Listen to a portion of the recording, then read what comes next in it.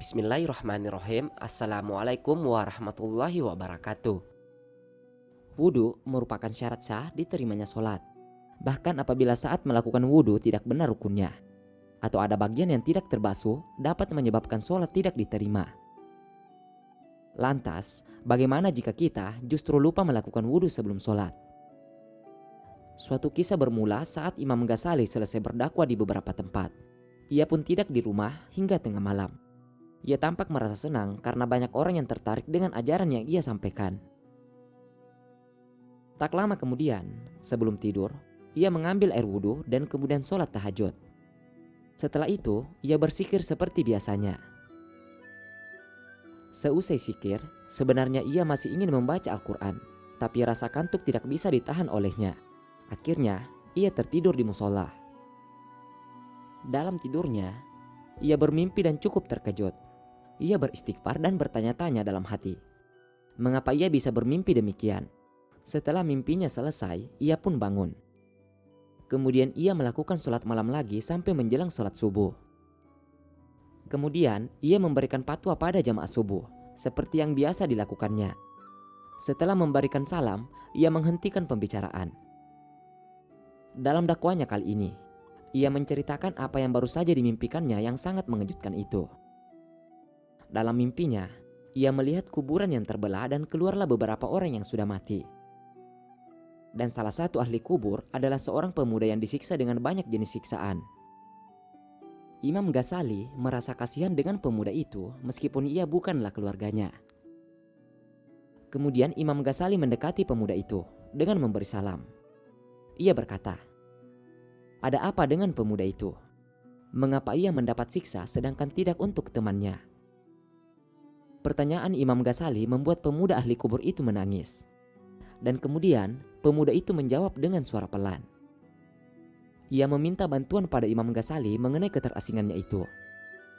Pemuda itu berharap agar Allah memberikan jalan keluar dari siksaan yang dihadapinya. Pemuda itu pun kembali menangis. Dan Imam Ghazali meminta si pemuda untuk menceritakan apa yang terjadi. Akhirnya si pemuda mau bercerita bahwa saat ia masih hidup, ia pernah meninggalkan wudhu saat hendak melakukan sholat karena ia takut kedinginan. Mendengar hal tersebut, Imam Ghazali pun ikut bersedih. Ia kembali bertanya, apakah hubungan antara siksaan yang didapatnya dengan tidak berwudhu saat sholat subuh? Si pemuda menjelaskan sambil menangis. Karena ia tidak berwudhu saat itu yang membuatnya disiksa dalam kubur. Ia dihadang oleh serigala yang begitu menakutkan. Keadaannya semakin memburuk. Berdasarkan penjelasan ahli kubur, menangis karena wudhu yang dilupakannya itu menunjukkan bahwa Allah pasti menepati janjinya. Allah akan memberikan siksaan bagi mereka yang berbuat dosa, dan Allah juga akan memberikan nikmat bagi mereka yang melakukan amal kebajikan.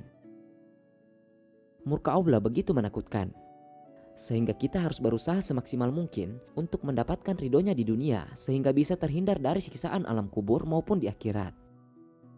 Bayangkan, seorang muslim yang lupa wudhu sekali saja sudah mendapatkan siksaan yang begitu luar biasa. Apalagi dengan mereka yang lupa terhadap sholat atau bahkan menyekutukan Allah. Sungguh asap mereka akan lebih besar dan mereka akan kekal dengan semua itu. Untuk itu, jadikanlah hal ini menjadi ancaman agar kita terus menjadi orang yang lebih baik dan lebih mendekatkan diri padanya.